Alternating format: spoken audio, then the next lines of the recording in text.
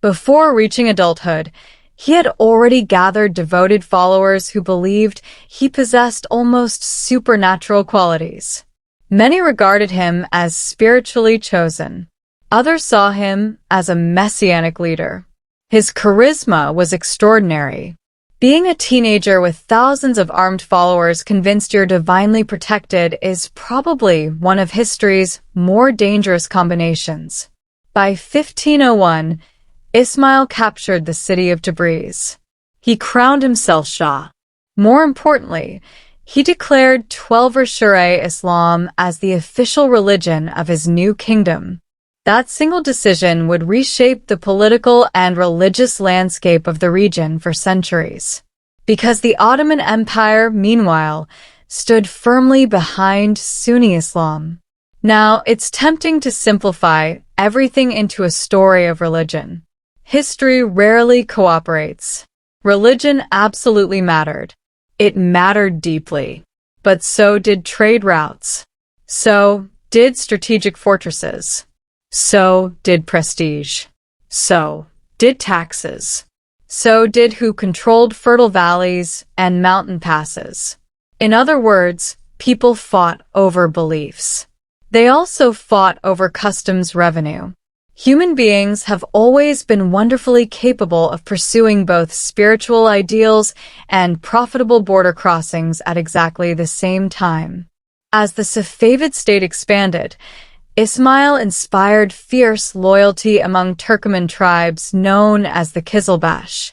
Their name literally means red heads, thanks to the distinctive red headgear they wore. Military uniforms have changed throughout history. Fashion statements attached to military loyalty have apparently remained timeless. The Kizilbash were fearless cavalry, fast, aggressive, deeply devoted. Sometimes perhaps a little too devoted. Many genuinely believe their Shah could not be defeated. History usually responds rather harshly whenever armies decide they are invincible. Before reaching adulthood, he had already gathered devoted followers who believed he possessed almost supernatural qualities. Many regarded him as spiritually chosen. Others saw him as a messianic leader. His charisma was extraordinary.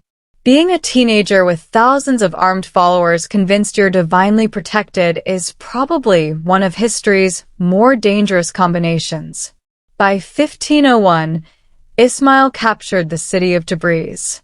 He crowned himself Shah. More importantly, he declared Shia Islam as the official religion of his new kingdom. That single decision would reshape the political and religious landscape of the region for centuries. Because the Ottoman Empire, meanwhile, stood firmly behind Sunni Islam. Now, it's tempting to simplify everything into a story of religion. History rarely cooperates. Religion absolutely mattered. It mattered deeply. But so did trade routes. So did strategic fortresses. So did prestige. So did taxes. So did who controlled fertile valleys and mountain passes. In other words, people fought over beliefs. They also fought over customs revenue. Human beings have always been wonderfully capable of pursuing both spiritual ideals and profitable border crossings at exactly the same time. As the Safavid state expanded, Ismail inspired fierce loyalty among Turkoman tribes known as the Kizilbash. Their name literally means red heads, thanks to the distinctive red headgear they wore. Military uniforms have changed throughout history. Fashion statements attached to military loyalty have apparently remained timeless. The Kizilbash were fearless cavalry, fast, aggressive, deeply devoted. Sometimes perhaps a little too devoted. Many genuinely believe their Shah could not be defeated. History usually responds rather harshly whenever armies decide they are invincible. Meanwhile, over in the Ottoman Empire, another remarkable ruler was preparing to enter the stage. His name was Selim I. If Ismail possessed youthful charisma, Selim possessed relentless determination. He also had a habit of solving political problems in ways that left family reunions rather awkward. Ottoman succession was not exactly peaceful. Princes competed. Brothers competed. Sometimes nephews competed. The winner generally became sultan. The losers generally stopped competing forever. It's an efficient system, not especially comforting if you're born into it. Selim secured the throne after defeating rivals within his own family. Then he turned east, because there stood another ambitious empire led by another ambitious ruler. And neither believed compromise sounded particularly glorious. Relations between the Ottomans and Safavids deteriorated quickly. Religious disagreements fueled political hostility. Safavid influence spread among Shia communities inside Ottoman territory. Ottoman officials viewed this as both theological and political subversion. From Istanbul's perspective, loyalty to Ismail could become loyalty against the empire itself. Nobody enjoys discovering that part of their population admires the neighboring emperor. Governments have historically reacted with remarkable consistency to that situation. Not enthusiastically. Trade slowed. Diplomatic tensions increased. Border skirmishes multiplied. Letters between rulers became progressively less polite. History preserves many diplomatic exchanges that begin with respectful titles and quietly end with carefully disguised insults. Royal correspondence could be surprisingly passive-aggressive. Eventually, war became inevitable. Or perhaps everyone simply convinced themselves it was inevitable. That happens quite often too. In 1514, the two great powers finally marched toward one another. Their meeting would become one of the defining battles of Middle Eastern history, the Battle of Chaldiran. Now, let's slow down before the battle actually begins. Imagine the landscape. Eastern Anatolia. Wide plains. Rolling hills. Dry summer air. Columns of soldiers stretching across the countryside. Thousands upon thousands of men. Cavalry. Infantry. Pack animals. Blacksmiths. Cooks. Water carriers. Religious scholars. Doctors. Servants. Accountants. Yes, accountants. Empires may dream of glory. Someone still has to count the grain. The Ottoman army represented one of the most organized military forces in the world. Its famous janissaries formed disciplined infantry equipped with firearms. Artillery accompanied them. Heavy cannons rolled slowly across difficult terrain. Moving cannons before modern roads was about as enjoyable as dragging your living room uphill. Very slowly, very expensively. The Safavid army relied far more heavily on cavalry. The Qizilbash excelled at rapid attacks. Their mobility had crushed enemies before. Against many opponents, speed proved decisive. But warfare was changing. Gunpowder increasingly rewarded discipline over momentum. Firearms rewarded patience. Cannons rewarded preparation. Sometimes history shifts quietly. Sometimes it shifts with very loud explosions. Selim deliberately chose ground favorable for artillery. He ordered defensive positions. Cannons waited. Janissaries stood ready. The Safavid cavalry attacked repeatedly, bravely, aggressively, and disastrously. Gunfire tore gaps through charging horsemen. Artillery broke momentum again and again. The courage of individual warriors met the cold efficiency of organized firepower. It's one of those moments historians often point toward when discussing military transformation.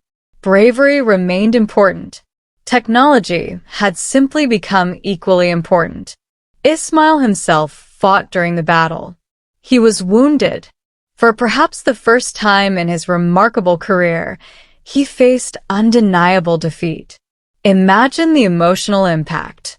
For years, followers believed their Shah could not lose. Then suddenly he did. Sometimes empires survive military defeats. Ideas can suffer far more. The psychological blow proved immense. Selim captured Tabriz shortly afterward, but interestingly, he didn't remain there long. His own troops grew reluctant to continue deeper into Persian territory. Supply lines stretched dangerously. Winter approached. Victories look wonderful on maps. Logistics usually decide how long those victories last. So the Ottomans withdrew. Neither empire disappeared. Neither empire surrendered. Instead, something arguably more exhausting began. A rivalry. Long. Persistent. Complicated. One that would continue generation after generation. Children not yet born would eventually fight wars whose origins stretched back to Chaldiran. Borders shifted. Cities changed hands. Treaties came and went. But the competition endured. For Ismail personally, the defeat changed him profoundly. Contemporary accounts suggest he became quieter afterward, less confident, more withdrawn. Whether every story about his melancholy is entirely accurate remains debated. But historians broadly agree Chaldiran marked a turning point. Even extraordinary rulers discover limits. Sometimes those limits arrive in the form of cannons. Back in the Ottoman world, Selim celebrated victory. His prestige increased enormously. Soon afterward, however, his attention shifted south. New opportunities appeared. New campaigns awaited. Because ambitious emperors rarely stop after one success. There is always another frontier. Another rival. Another map waiting to be redrawn. History's cartographers stayed remarkably busy. Meanwhile, ordinary people living near the frontier experienced the rivalry rather differently. Imagine being a farmer in eastern Anatolia or northwestern Persia. One year, Ottoman officials arrive demanding taxes. A few years later, Safavid officials appear. Then another army marches through. Fields suffer. Livestock disappears. Trade routes become uncertain. Merchants hesitate. Villages adapt. Survival becomes more important than imperial ideology. Most civilians throughout history have displayed a remarkable ability to continue planting crops despite governments insisting civilization itself hangs in the balance. Someone still has to harvest wheat. Empires argue. Farmers sigh. And somewhere, inevitably, a tax collector arrives exactly on schedule. Unfortunately for everyone involved, Chaldiran did not settle the question of who would dominate the region. It simply proved that both empires were powerful enough and stubborn enough to keep trying. And over the coming decades, they would do exactly that. Very consistently, very expensively, and with enough determination to fill nearly 2 centuries of history. So as our caravan slowly continues eastward through dusty roads, imperial courts, mountain fortresses, and increasingly tired diplomats, we'll meet the next generation of rulers who inherited not only crowns, but also one of the longest-running rivalries the early modern world had ever seen. Because history, much like certain family arguments, has an extraordinary habit of continuing long after everyone has forgotten how it started. When we left our caravan, the dust of Chaldiran had begun to settle. The cannons had fallen silent. The horses were no longer charging. Messengers were already riding toward distant capitals carrying news that would be celebrated in one palace and quietly mourned in another. History often remembers the battle. The people who lived afterward had to deal with everything the battle failed to solve. And as it turned out, it failed to solve quite a lot. The Ottoman Empire remained powerful. The Safavid Empire remained standing. Neither side disappeared. Instead, both rulers began rebuilding, reorganizing, and preparing for what everyone politely hoped would not become another war. Everyone knew it probably would, because history has a habit of treating peace as a rather brief coffee break. For the Safavids, the years after Chaldiran were surprisingly difficult. Shah Ismail had built his reputation on something close to invincibility. His followers believed he was chosen by heaven. His enemies believed he was dangerously gifted. Then one afternoon on a battlefield in eastern Anatolia, reality arrived carrying artillery. Military defeat was painful.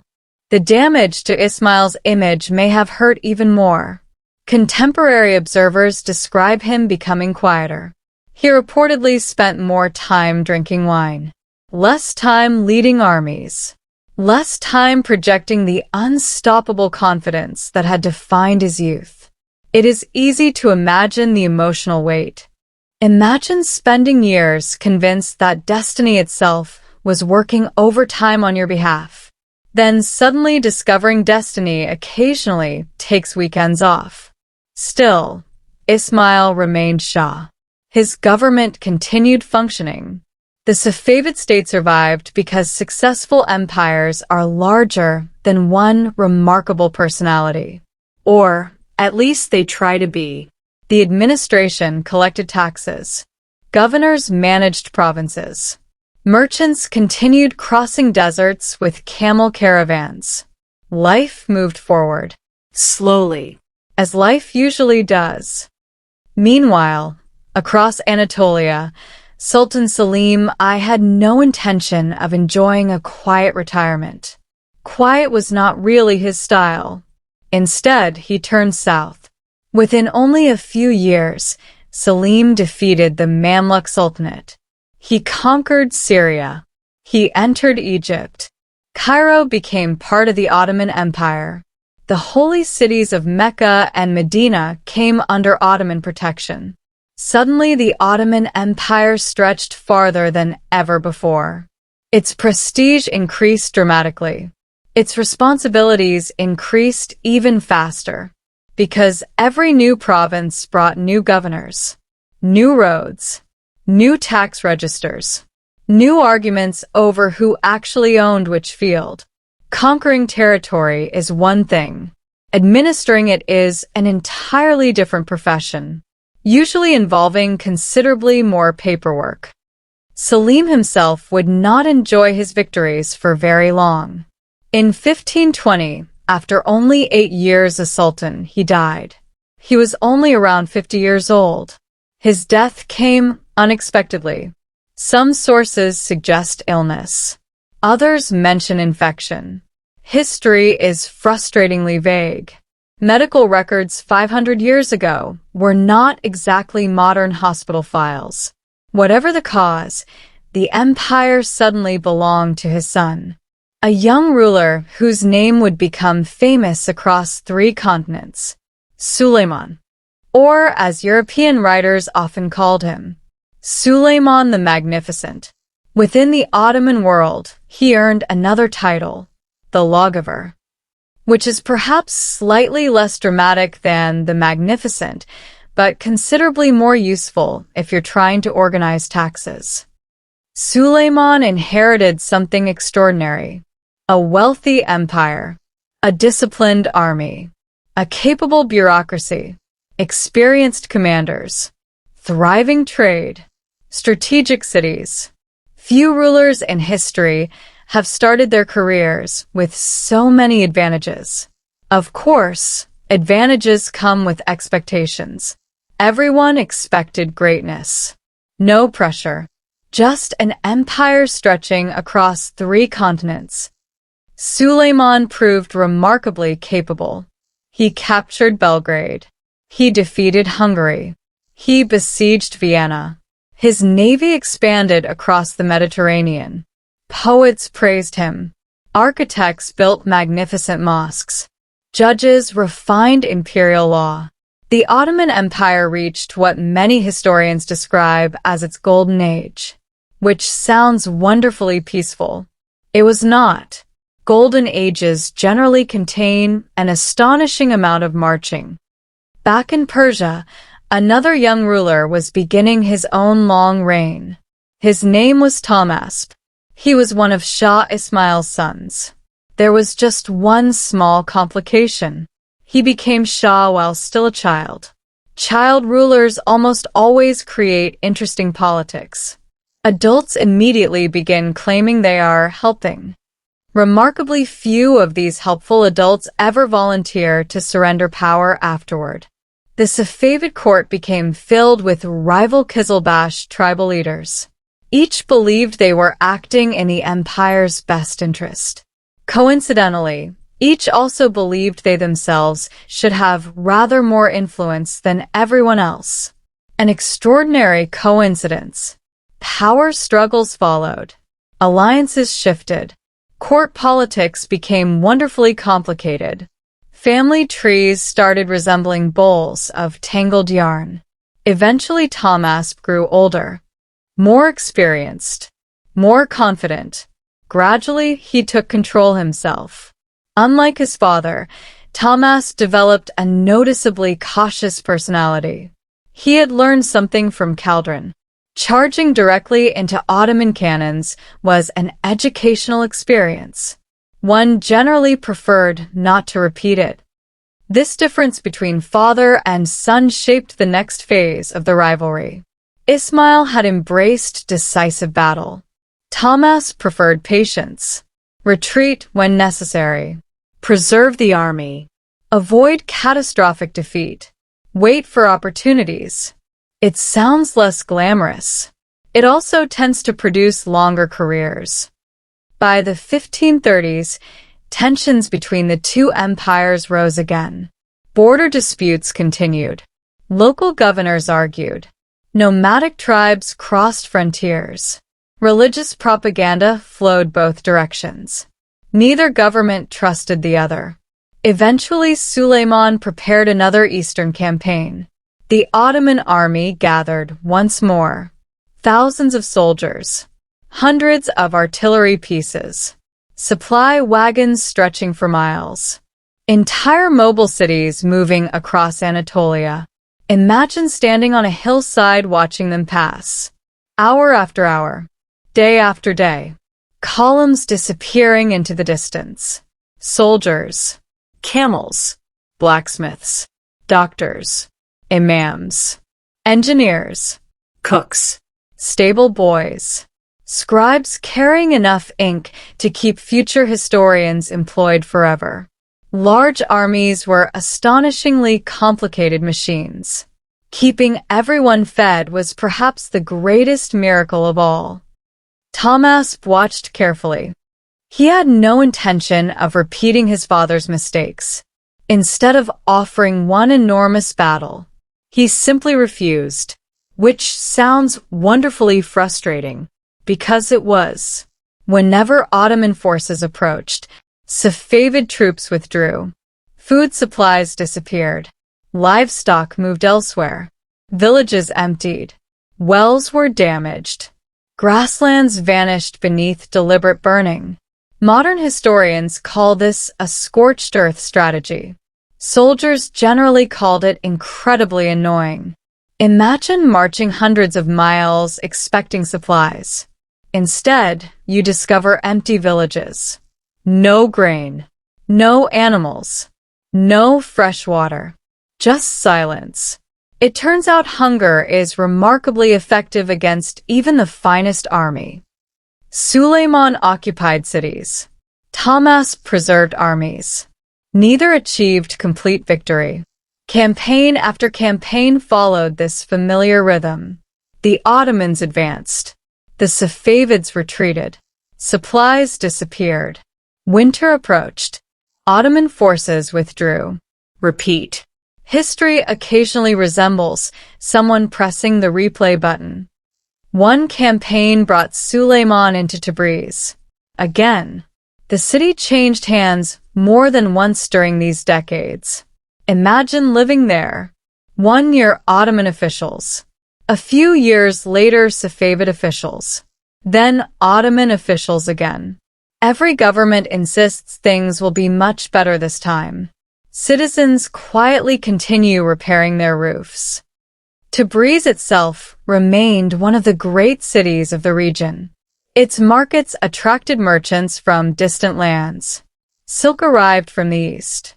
Spices traveled through long caravan routes. Metal workers, carpet weavers, booksellers, calligraphers, scholars, travelers speaking languages from across Eurasia. The city represented wealth, prestige, commerce. No wonder both empires wanted it. Successful cities have always attracted ambitious rulers.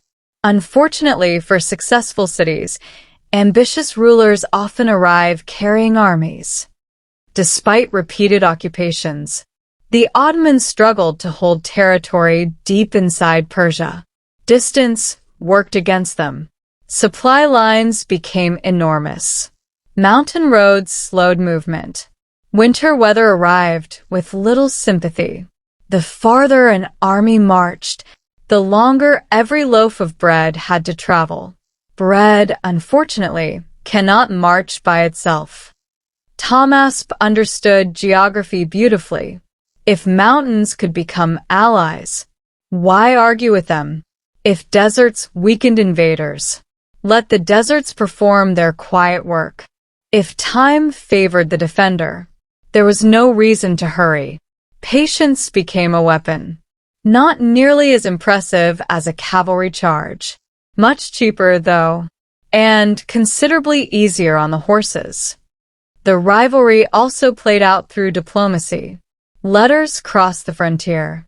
Envoys traveled between capitals. Negotiations began. Negotiations stalled. New proposals appeared. Fresh misunderstandings developed. Everyone remained perfectly polite. Mostly. Royal diplomacy has always possessed a remarkable ability to disguise insults beneath beautiful handwriting. One ruler might describe himself as shadow of God upon earth. The other would politely omit that title in the reply. Tiny details. Enormous implications. Religion continued shaping the conflict. The Ottomans promoted Sunni scholarship. The Safavids strengthened Twelver Sharia institutions throughout Persia. Mosques expanded. Religious schools multiplied. Scholars received patronage. The rivalry gradually transformed not only borders, but religious identities across the region. Iran slowly became firmly identified with Sharia Islam. Much of the Ottoman world remained predominantly Sunni. Centuries later, those developments would still shape politics and culture. Sometimes the longest-lasting victories are not territorial. They are cultural, quiet, persistent, passed from parents to children until everyone forgets there was ever another possibility. Meanwhile, ordinary merchants simply wanted roads that remained open. Imagine guiding a caravan loaded with silk. You care rather less about imperial prestige. You care whether the next bridge still exists, whether the next customs officer demands reasonable taxes, whether bandits are feeling unusually energetic today. Trade continued despite the wars. It often slowed. Sometimes routes shifted, but commerce rarely disappears completely. People have always found remarkably creative ways to exchange valuable goods, even while emperors argued over who technically owned the road. Suleiman and Tahmasp became something unusual, long-serving rivals. Neither could eliminate the other. Neither completely failed either. They simply continued, year after year, campaign after campaign, treaty after treaty, almost like two chess players who refused to leave the table. Eventually, even the pieces began looking tired. And as the decades passed, both rulers slowly discovered one of history's oldest lessons. Winning a battle can be impressive. Winning an empire is much harder. Keeping one is harder still. And somewhere beyond the mountains, the next campaign was already beginning to gather, carried forward by ambition, faith, trade, pride, and the quiet certainty shared by both courts that this time, surely, things would turn out differently. History, as always, had other plans. By now, if you've been keeping track of every campaign, every treaty, every governor, and every cousin with a claim to a throne, first of all, I'm impressed. Second, you can probably stop trying, because the people living through these events occasionally struggled to keep track as well. One frontier fortress would change hands. A governor would switch loyalties. A tribal leader would negotiate with one empire this year and the other empire next year. A messenger would spend 3 weeks crossing mountains only to discover that the political situation had already changed before he arrived. History, despite what tidy maps suggest, was wonderfully untidy. And nowhere was that more obvious than along the Ottoman, Safavid frontier. If you look at a modern map, borders appear as clean lines. A neat boundary.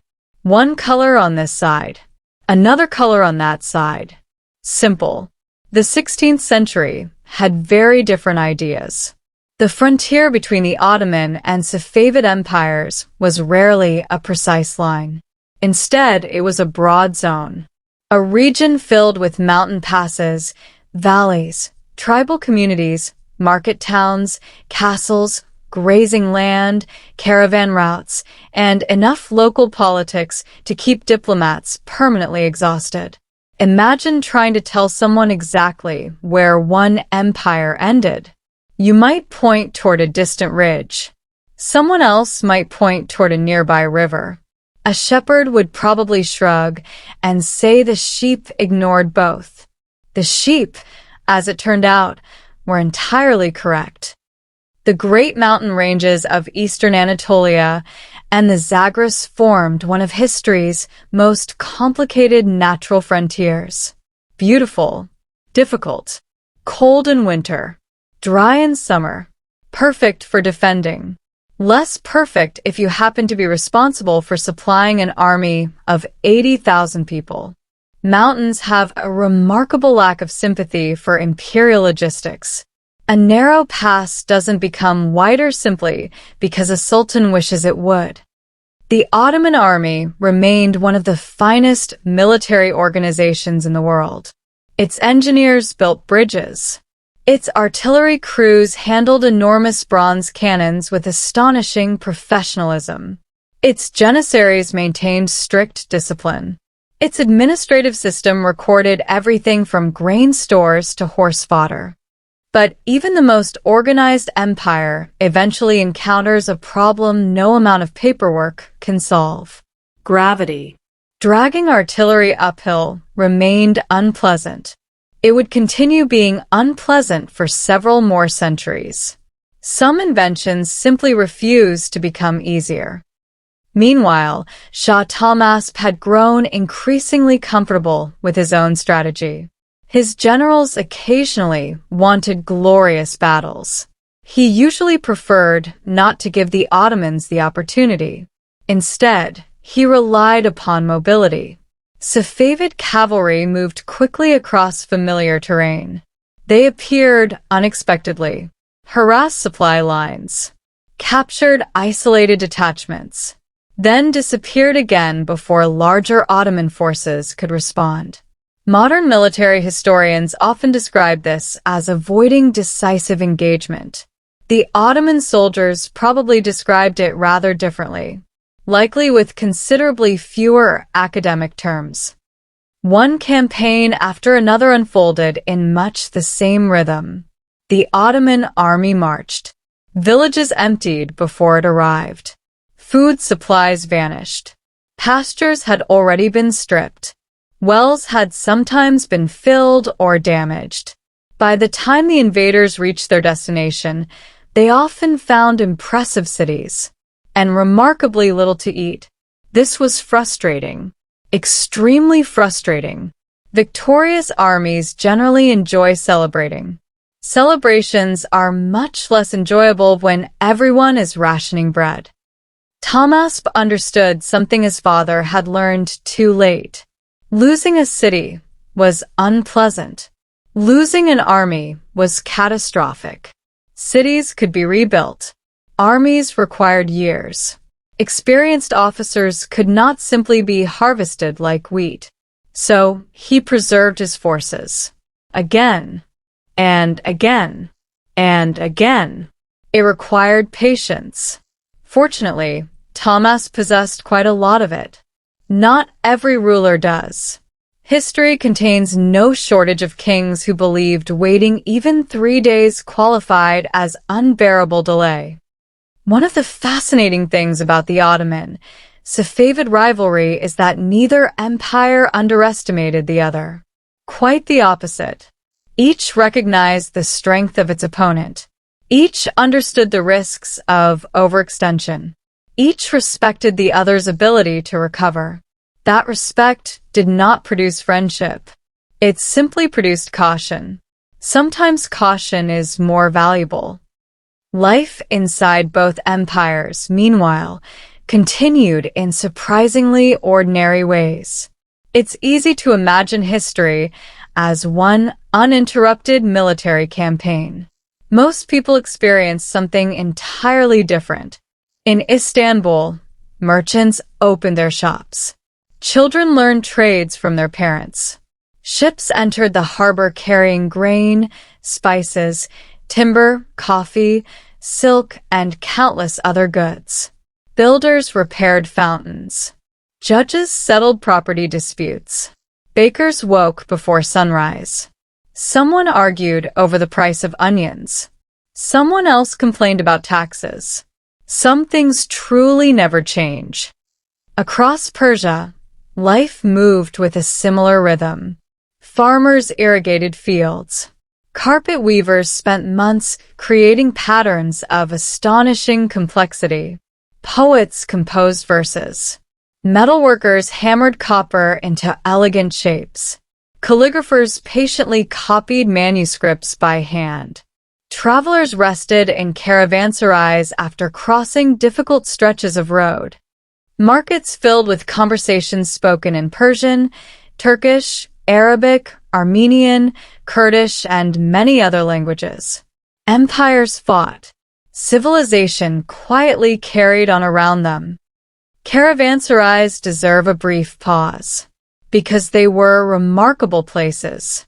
Imagine driving your camels across hundreds of miles of dry countryside. Dust everywhere. The sun overhead. The same landscape stretching endlessly toward the horizon. Then, finally, a large stone appears beside the road. High walls. A central courtyard. Fresh water. Food. A safe place for merchants and animals to spend the night. News traveled through these buildings almost as efficiently as goods. One trader might arrive from Aleppo, another from Isfahan, another from Central Asia, another from India. Each carried stories, rumors, prices, political gossip, military news. Someone always claimed to know exactly what the Sultan planned next. Someone else confidently insisted the opposite. Human beings have apparently enjoyed spreading unverified information for thousands of years. Long before newspapers. Long before radio. Certainly long before social media. Trade remained one of the great paradoxes of the rivalry. The two empires competed fiercely, sometimes violently. Yet merchants often continued crossing their borders. Silk remained valuable. Spices remained valuable.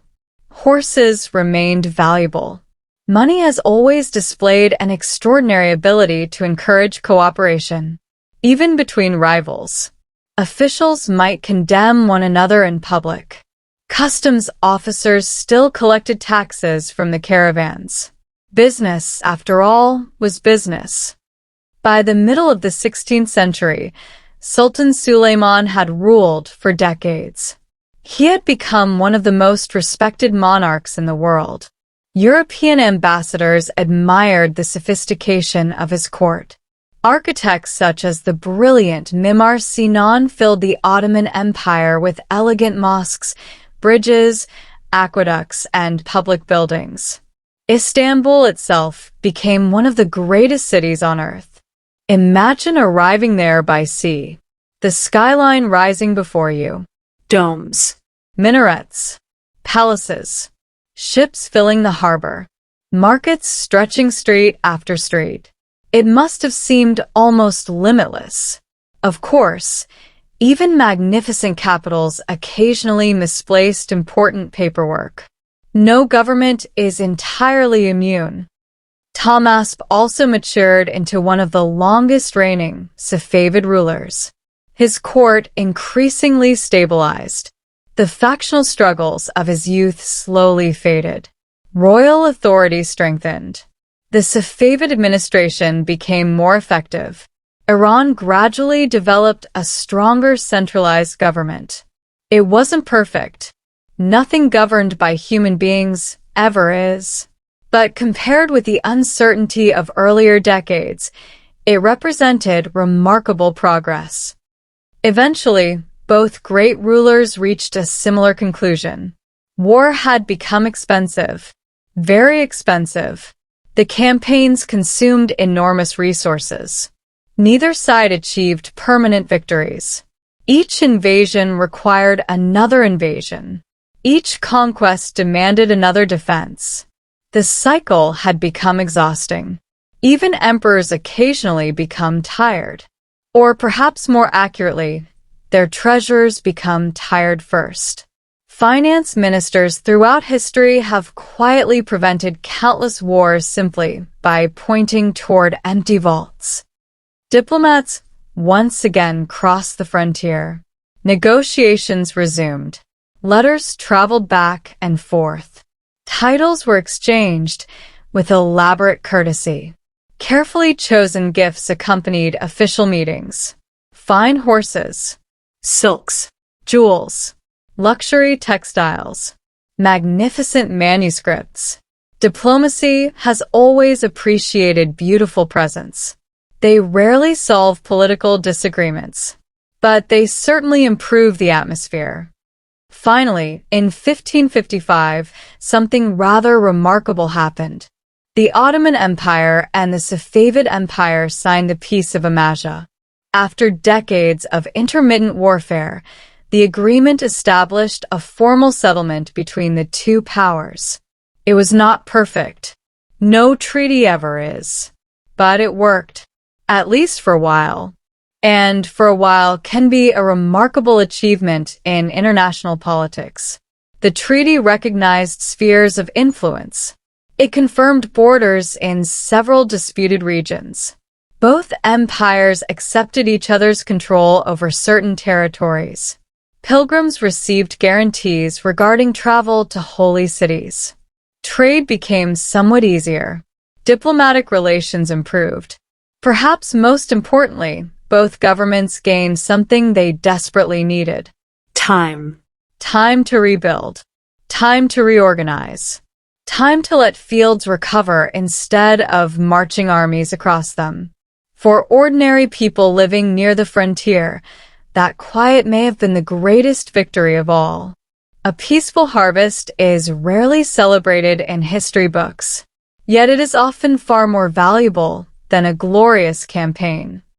The Peace of Amasya did something else that historians still regard as significant. It acknowledged, in practical terms, that neither empire was likely to destroy the other. Both had survived decades of conflict. Both remained powerful. Both deserved recognition as permanent neighbors. That realization changed the nature of their relationship.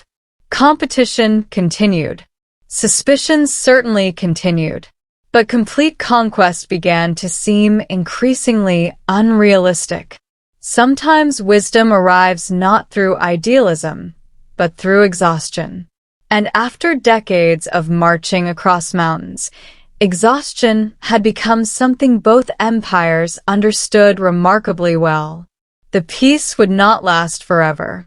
History is rarely so generous. But for now, after years of campaigns, sieges, negotiations, and endless caravans climbing impossible mountain roads, the frontier finally grew a little quieter. The shepherds could once again worry more about wandering goats than wandering armies. The merchants could calculate profits instead of escape routes. And somewhere in both imperial capitals, a very relieved accountant finally had a chance to close the books on another astonishingly expensive chapter of history. For the moment, at least, the cannons rested. The messengers slowed their horses. And two great empires discovered that sometimes the hardest victory of all is simply deciding not to fight today. The Peace of Amasia settled many arguments. It did not settle human nature. And unfortunately for diplomats everywhere, human nature has always been wonderfully consistent. Kings still wanted glory. Generals still wanted victories. Courtiers still whispered into royal ears. Governors still complained about neighboring governors. Merchants still argued over taxes. And somewhere, without fail, someone insisted the border had been drawn in entirely the wrong place. So while the peace held, the rivalry never truly disappeared. It simply became quieter. Almost like two neighbors who stop shouting across the fence, but continue measuring exactly how much of the garden belongs to whom. For roughly 2 decades, the frontier remained calmer than it had been in years. That calm allowed both empires to focus inward. This is one of those moments in history that rarely receives dramatic music. No massive battles. No heroic cavalry charges. No enormous sieges. Just administration, which sounds less exciting. It also happens to be how successful empires survive. Someone had to inspect roads. Someone had to repair bridges. Someone had to appoint judges. Someone had to calculate harvest taxes without accidentally taxing the same village twice. Although, judging by surviving complaints, that occasionally happened anyway. Government, it turns out, is mostly people trying very hard to organize other people, with mixed results. In Istanbul, Sultan Suleiman continued ruling an empire that stretched farther than almost anyone could comfortably imagine. His court became famous across Europe, Asia, and North Africa. Foreign ambassadors often described ceremonies that seemed almost impossibly elaborate. Imagine entering the imperial palace. Marble courtyards, gardens carefully maintained, fountains gently flowing, officials dressed in magnificent robes, pages moving quietly through long corridors. Every movement appeared deliberate, every ceremony carefully choreographed. The Ottoman court understood something modern governments still appreciate. Presentation matters. If visitors leave convinced your empire possesses unlimited wealth and perfect organization, they may think twice before causing trouble. Whether the organization was actually perfect is another question entirely. Spoiler alert, it was not. No bureaucracy ever has been. One of the most remarkable features of Suleiman's reign was not simply conquest. It was law. He spent enormous effort refining legal codes throughout the empire. Different provinces possessed different traditions. Different religious communities followed different legal customs. Balancing all of these required patience and paperwork. An astonishing amount of paperwork. Somewhere inside the Ottoman archives, generations of scribes quietly transformed imperial decisions into beautifully written documents. Their handwriting was considerably neater than mine would have been after copying legal decrees all day. Architecture flourished as well. The great architect Mimar Sinan continued designing structures that still stand centuries later. Mosques, schools, hospitals, aqueducts. bridges, public kitchens, bathhouses. Entire neighborhoods gradually transformed beneath his vision. Imagine walking through 16th century Istanbul. Construction seems almost constant. Stone being carved, wood being lifted, domes rising slowly into the skyline, craftsmen arguing over measurements, someone inevitably discovering they had forgotten an important tool. Large building projects have apparently inspired the same conversations for thousands of years. We're only slightly behind schedule. History suggests otherwise.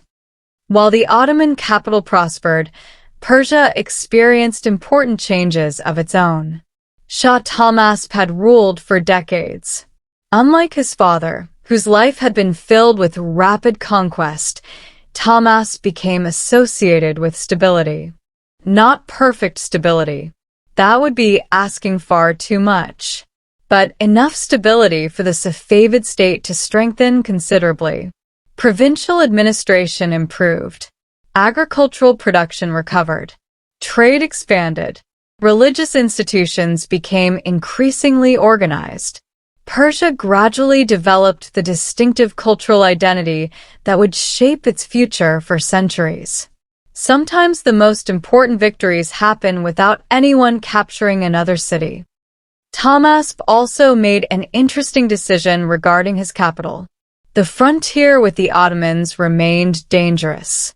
Tabriz, despite its wealth, lay uncomfortably close to future invasions. So, he increasingly favored the city of Qazvin as his political center. It offered greater security, less exposure, more breathing room. Capitals occasionally move for exactly this reason. Being magnificent is wonderful. Being difficult for invading armies to reach is perhaps even better. Meanwhile, ordinary people noticed the peace in practical ways. Farmers planted orchards without wondering whether cavalry would appear before harvest. Villages repaired irrigation canals. Markets became busier. Children grew into adulthood having heard stories about wars rather than personally witnessing them. Peace rarely receives monuments, yet entire generations quietly benefit from it. A peaceful childhood almost never becomes famous. It may nevertheless be one of history's greatest achievements. Of course, peace did not eliminate espionage. Quite the opposite. Both empires continued gathering information. Merchants occasionally served as informants. Travelers carried rumors. Diplomats observed military preparations. Border governors wrote endless reports. Imagine being an imperial official assigned to read hundreds of letters each month. One report claims the Safavids are preparing for war. Another insists they are facing internal difficulties. A third confidently predicts both. Intelligence has always contained contradictory opinions. Someone eventually had to decide which report sounded least incorrect. Not an easy profession. The Ottoman, Safavid frontier also remained home to many Kurdish principalities and tribal confederations. Their position was extraordinarily complicated. Some aligned with the Ottomans. Others favored the Safavids. Some managed to cooperate with both at different times. Local rulers became experts in political survival. When two enormous empires compete nearby, flexibility becomes a valuable talent. Modern observers might call it pragmatism. Neighbors might occasionally call it something less flattering.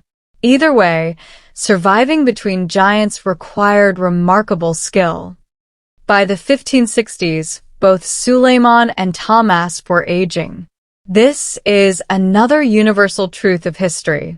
Even legendary rulers eventually become elderly. Portraits often continue presenting them as vigorous. Reality tends to be rather more human. Long campaigns become harder. Health becomes unpredictable. Trusted advisors disappear one by one. New generations enter government, with different priorities. Empires change slowly. Their rulers change faster. Suleiman had ruled for nearly half a century. Think about that. Entire generations had lived under one emperor.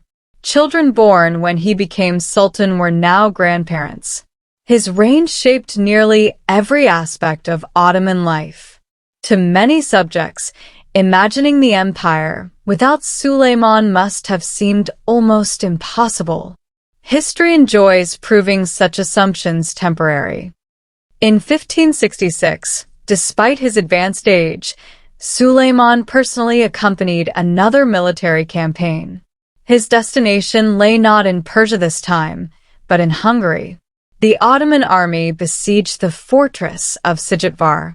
During the campaign, Suleiman died. He was around 71 years old. His death was kept secret for a short time.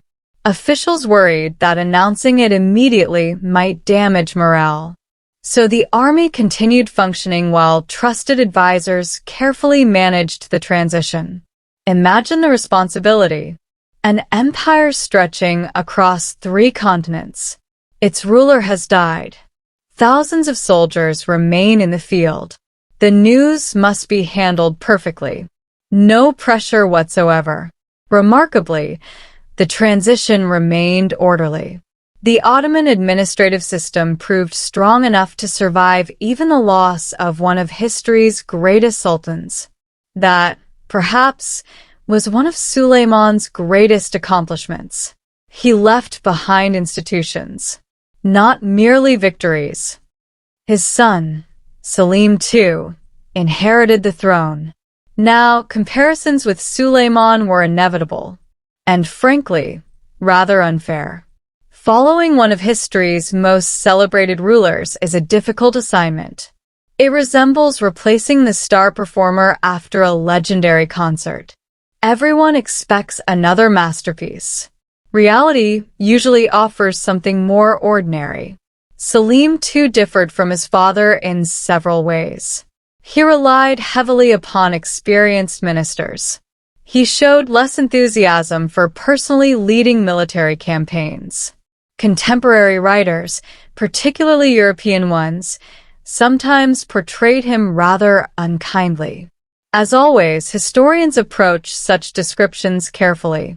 Political rivals rarely produce balanced biographies. Across the frontier, Shah Tahmasp continued ruling Persia. He had now spent decades maintaining stability. His children, however, would eventually inherit not only a kingdom but also a complicated succession. History has introduced this problem before. It will introduce it again. Royal families often produce remarkable architecture. They also produce remarkable arguments over inheritance, sometimes simultaneously. Tahmasp had many sons, perhaps too many ambitious sons. Choosing a successor was delicate. Every prince possessed supporters. Every supporter possessed opinions, usually very strong opinions. Court factions quietly formed around different candidates. Nobody openly declared conflict. Not yet. But everyone understood what would eventually happen. The only uncertainty concerned timing. Royal succession resembles approaching thunderstorms. You may not know the exact hour. You generally know the clouds are gathering. Meanwhile, beyond the palaces, the caravan roads remained busy. Silk continued flowing westward. Silver moved eastward. Books crossed frontiers. Ideas traveled alongside merchants. Languages mixed in crowded marketplaces.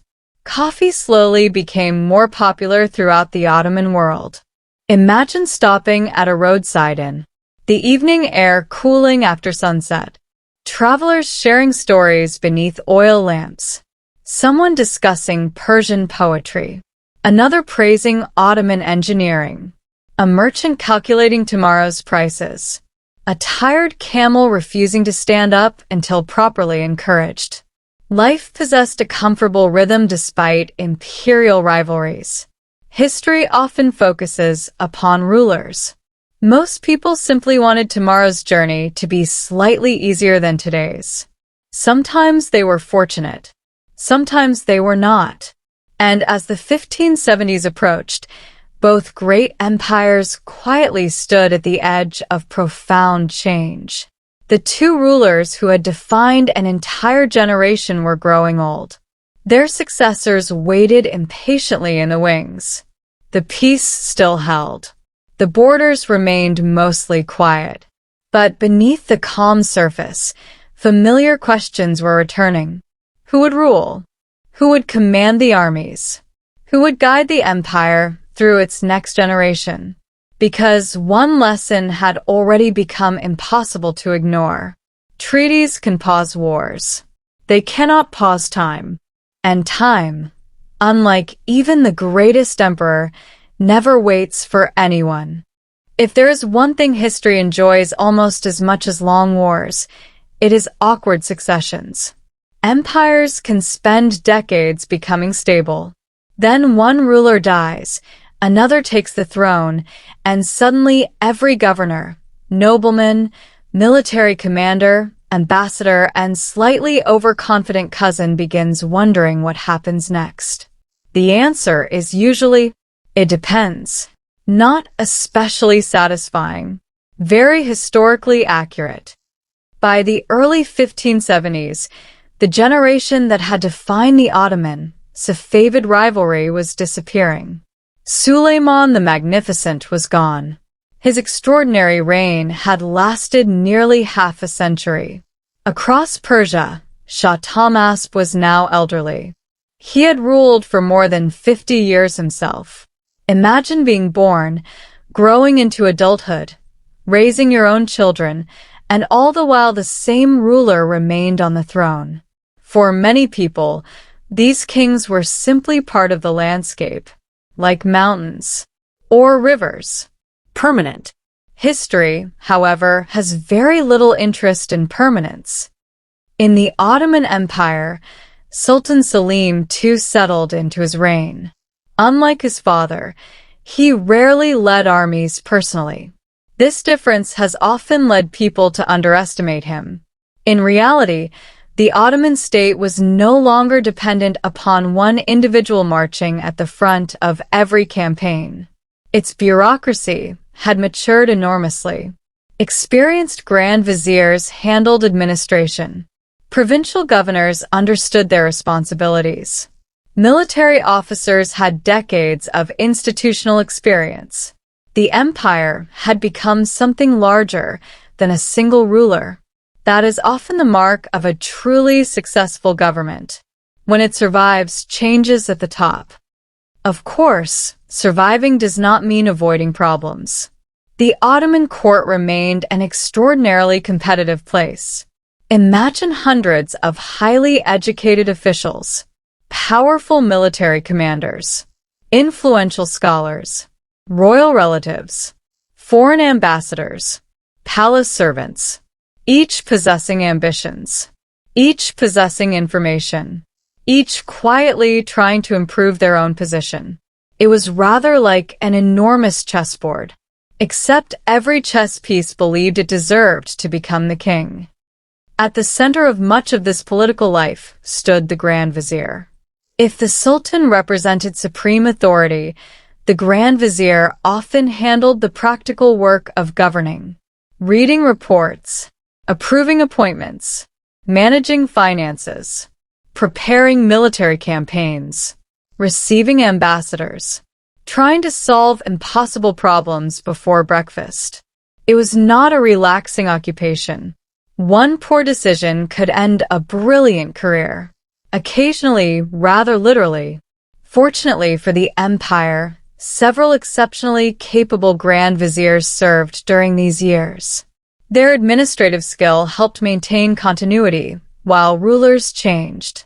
History often remembers kings. Empires frequently survive because of administrators. Meanwhile, across the frontier, Persia faced a much more immediate crisis. In 1576, Shah Ismail died. He had ruled for approximately 52 years, an astonishingly long reign.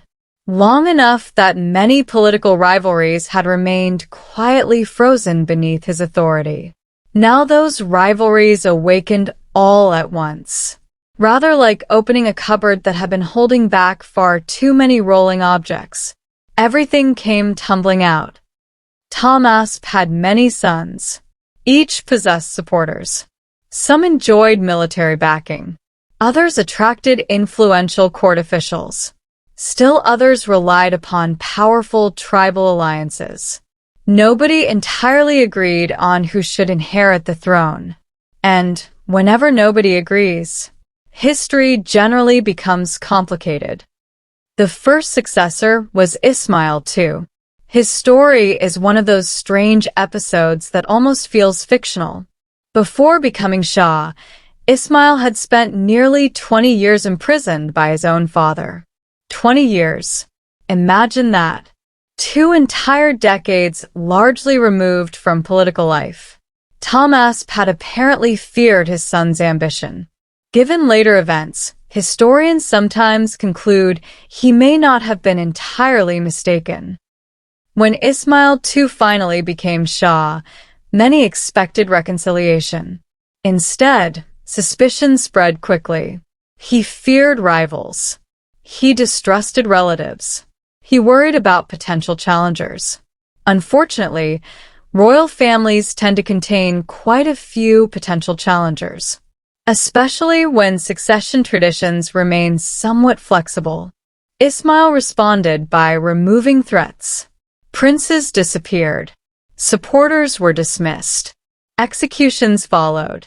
The atmosphere inside the Safavid court became increasingly tense. Nobody enjoyed wondering whether today's royal invitation might become tomorrow's unfortunate misunderstanding. His reign proved remarkably short, only about a year. In 1577, Ismail II died. Many historians suspect poisoning. The exact circumstances remain uncertain. Court politics rarely leave behind perfectly organized evidence. Someone almost always forgets to write down the conspiracy, probably on purpose. His death created yet another succession crisis. Another prince ascended the throne. This time, Muhammad Qutbanda. Unlike many earlier Safavid rulers, Muhammad possessed poor eyesight. Some contemporary accounts describe him as nearly blind. Whether completely or partially blind remains debated. What seems much clearer is that he struggled to exercise firm authority. And in a royal court filled with ambitious nobles, weakness rarely goes unnoticed. Real power increasingly shifted toward influential tribal leaders and members of the royal household. One particularly important figure was his wife, Khair al-Nisa Begum. She demonstrated considerable political ability. Unfortunately, not everyone appreciated powerful queens exercising authority. History contains many capable royal women. It also contains many men determined to prevent them from governing. The combination often produces unpleasant outcomes. As central authority weakened, the great Qizilbash tribal confederations regained influence. These powerful military families had helped create the Safavid Empire generations earlier. Now they competed fiercely for dominance. Different tribes supported different princes. Different governors pursued different interests. Unity became increasingly difficult. Imagine attempting to conduct foreign policy while several influential factions disagreed about nearly everything. It would test anyone's patience. Naturally, the Ottoman government noticed. Empires generally pay close attention whenever their principal rival experiences internal difficulties. Not because they are nosy. Well, not only because they are nosy, because instability next door often creates opportunity or danger, sometimes both simultaneously. Ottoman diplomats sent reports to Istanbul. Border governors observed developments carefully. Military commanders assessed the situation. The conclusion gradually became difficult to ignore. Persia appeared weaker than it had been in decades. Back in Istanbul, Sultan Selim II would not reign for very long either. In 1574, he died after only 8 years as sultan. His son Murad III inherited one of the most powerful states in the world. Murad entered a political system already accustomed to orderly succession. Still, every new reign required adjustments. New favorites emerged. New advisors gained influence. Old alliances shifted. The palace continued functioning. But every change at the top sent quiet ripples through the entire empire. Murad III possessed different interests from some of his predecessors. He appreciated literature, poetry, art, court ceremony. Yet, he also inherited strategic challenges. Europe demanded attention. The Mediterranean demanded attention. Persia demanded attention. Running an empire is rather like attempting to keep several spinning plates balanced at once. One begins wobbling the moment you focus on another. The eastern frontier remained officially peaceful. The Peace of Amasia still existed. Diplomatic relations continued. Caravans crossed the border. Ambassadors exchanged formal greetings. Everything looked stable, at least from a comfortable distance. Up close, small cracks were beginning to appear. Border disputes increased. Local commanders became more aggressive. Refugees crossed from one empire into the other.